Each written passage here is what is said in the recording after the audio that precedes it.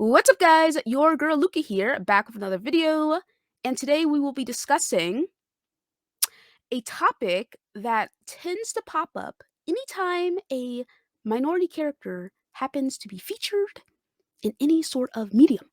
But before we get into that, if I could ask you guys to please hit the like button, it would be much appreciated. Why did I stutter over that? Please hit the like button, it would be much appreciated. And let's get into it. So, Forspoken is a game that released today. The reviews for it for PS5 came out yesterday. And the game is currently sitting at a 68 on Metacritic with 67 critic reviews for PlayStation 5.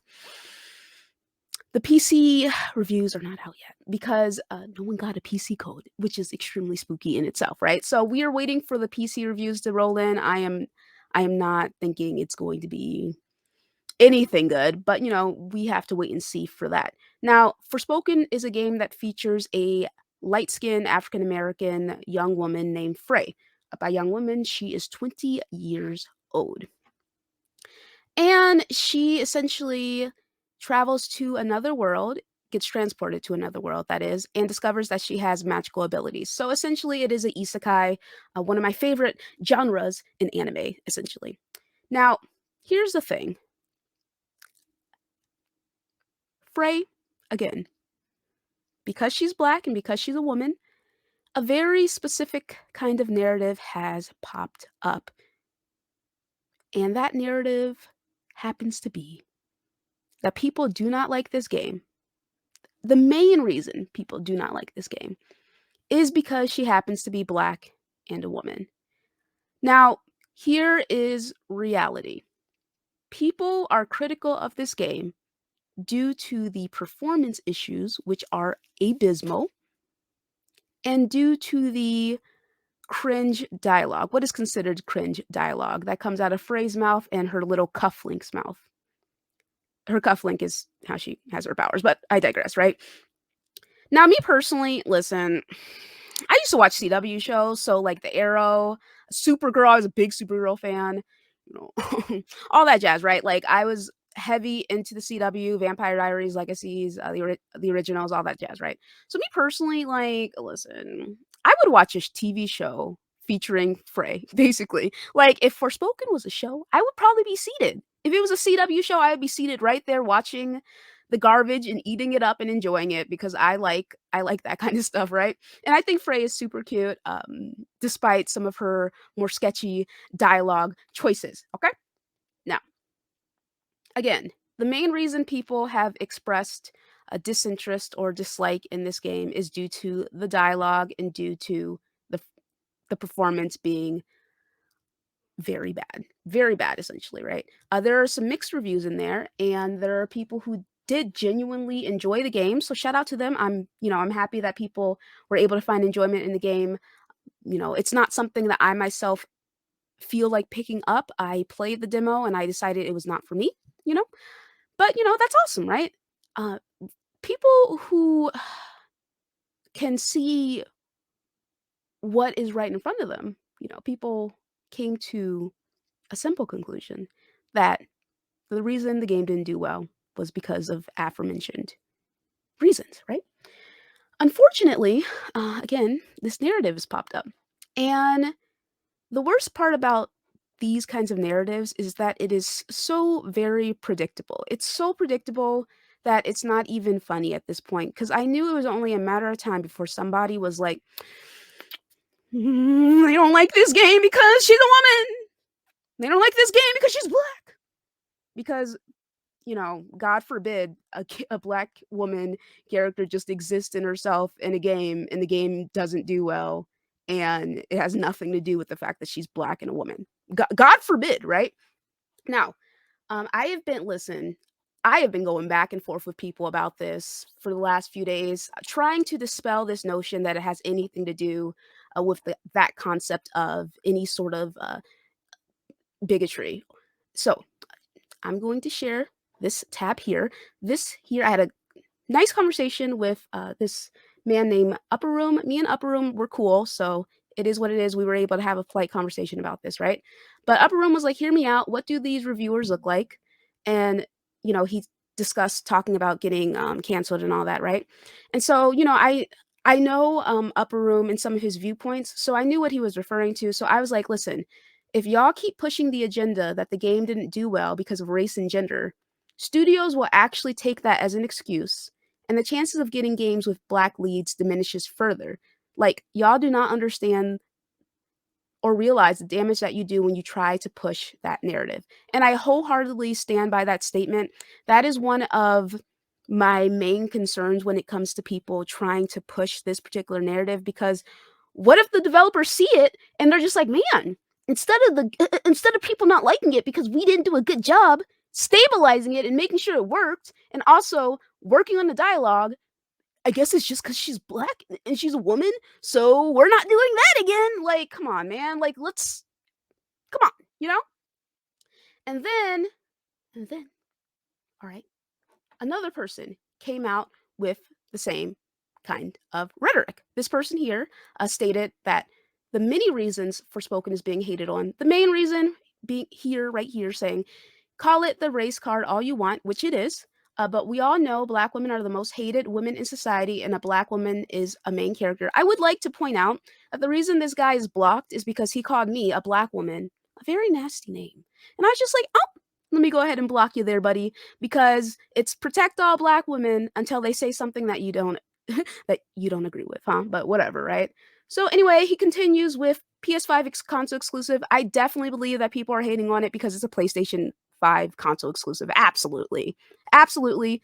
The console war is something that still is super popular. It's super um it's just something that exists, right? So, I believe that potato PC bots, I don't know about that one. Square and Sony's partnership, again, that's something that can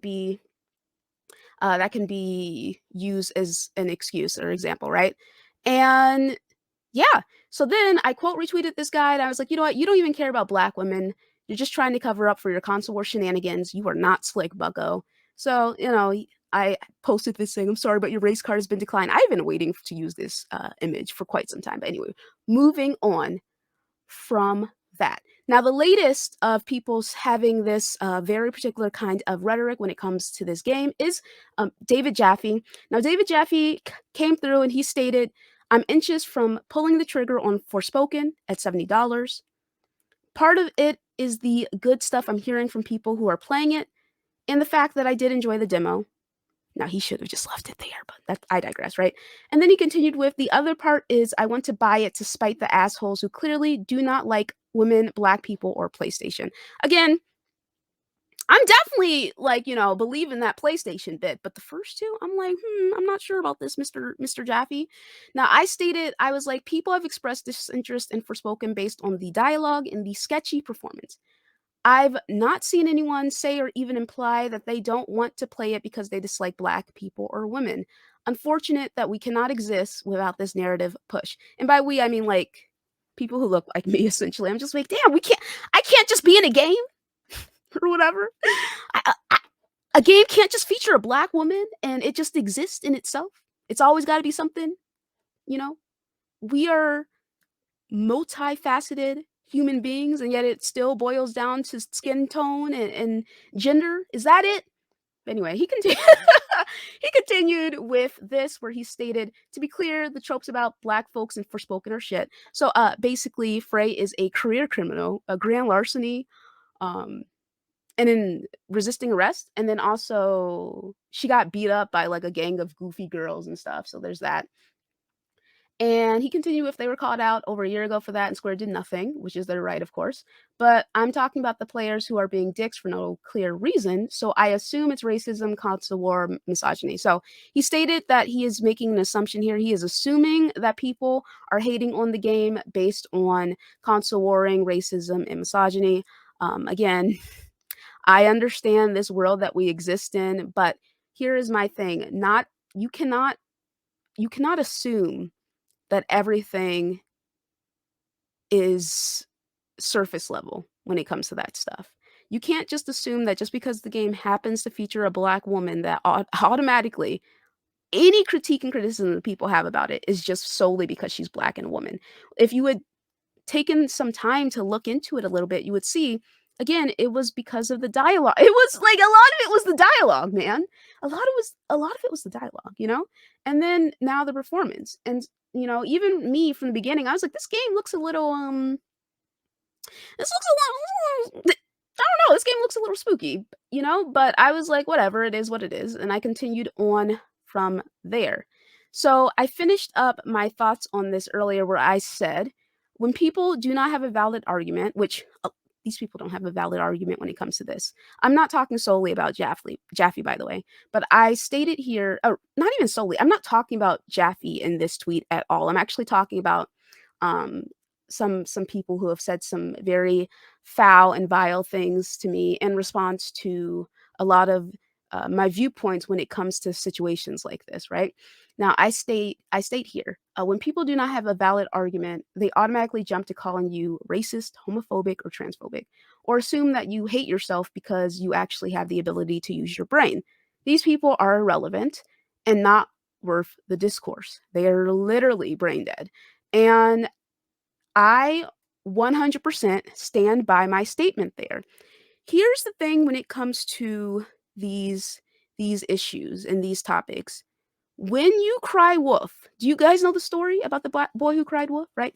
When you cry wolf about topics that are essentially irrelevant, and by that I mean this in this particular instance, race and gender are not the main factors as to why people are hating on the game.